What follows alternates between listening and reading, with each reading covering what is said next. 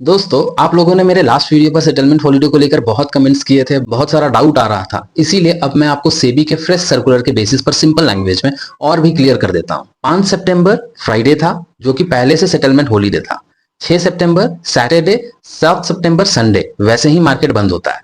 8 सितंबर Monday, आज का दिन फ्रेश सेटलमेंट पहले ही हॉलिडे डिक्लेयर कर दिया गया था। इस वजह से 4 सितंबर के ट्रेड्स को नॉर्मली 5 सितंबर को सेटल होना था, लेकिन 5 सितंबर और 8 सितंबर हॉलिडे की होने की वजह से 9 सितंबर पर पुश होकर चला गया। 5 सितंबर के ट्रेड्स को 6 सितंबर को सेटल होना था T+1 पे, पर 6 और 7 वीकेंड थे और 8 सितंबर सेटलमेंट हॉलिडे था, इसीलिए वो भी 9 सितंबर पर चला गया। अब आज के दिन 8 सितंबर के ट्रेड्स जो भी होंगे वो 9 सितंबर को सेटल होना था, लेकिन 9 सितंबर पहले से ही 4 और 5 का बैकलॉग क्लियर करेगा और 8 को सेटलमेंट हॉलिडे भी था, इसीलिए ये पुश होकर 10 सितंबर पर चला गया। डेरिवेटिव सेटलमेंट बैच वाइज होता है और क्लियरिंग कॉर्पोरेशन इनका अलग साइकिल मैनेज करता है, इसीलिए 4, 5, 8 सितंबर का डेरिवेटिव ट्रेड्स एक साथ कल के दिन मतलब 9 सितंबर को एडजस्ट कर दिया जाएगा। ठीक है, तो एकदम जिस्ट पे आप समझ लो, कैश सीक्वेंशियल क्लियरिंग होता है, बैकलॉग क्लियर करना पड़ता है, इसीलिए 8 सितंबर के ट्रेड्स 10 सितंबर को सेटल होंगे। डेरिवेटिव्स क्लब करके एक साथ क्लियर किया जाता है, इसीलिए 4, 5, 8 सितंबर के ट्रेड्स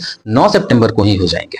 इस डिले की वजह से कंपनी के डिविडेंड या बोनस जैसे कॉर्पोरेट एक्शंस के डेट पर भी डायरेक्टली असर पड़ता है। तो दोस्तों, अब कंफ्यूजन क्लियर हो गया होगा। ये सेबी का लेटेस्ट सर्कुलर का एग्जैक्ट अपडेट है। पिछले वीडियो में हमने देखा था सेटलमेंट होता क्या है, अब थोड़ा सा आगे ये भी जान लेते हैं सेटलमेंट होती कैसे है। जब आप ट्रेड करते हो वो सिर्फ एक्सचेंज के रिकॉर्ड में होता है, एक्चुअल में पैसा और शेयर्स का ट्रांसफर करवाने का काम क्लियरिंग कॉर्पोरेशन का है। क्लियरिंग कॉर्पोरेशन का रोल जैसे NSC clearing limited NSCCL NSC के ट्रेड सेटल करती है, Indian clearing corporation limited ICCL BSC के ट्रेड सेटल करती है, MCX SX clearing corporation commodities के लिए।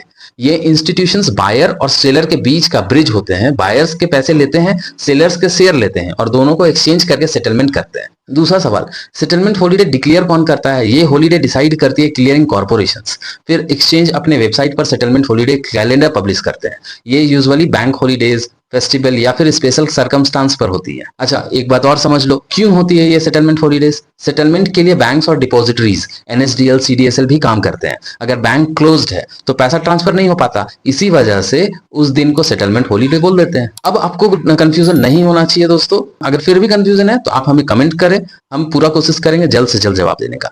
फिर मिलते हैं दोस्तों अगले वीडियो में, तब तक के लिए जय हिंद, जय भारत।